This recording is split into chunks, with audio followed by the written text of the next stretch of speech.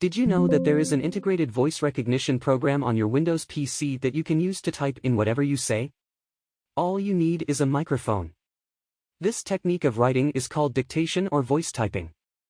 And you can easily access it by simply pressing the Windows and the letter H on your keyboard. It's not perfect, you may need some time before you get used to it.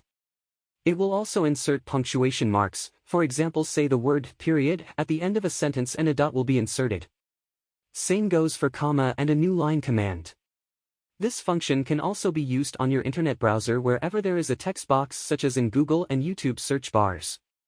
In this demonstration I said, start typing using my voice, full stop, period, space, new line, new page, space comma, exclamation mark.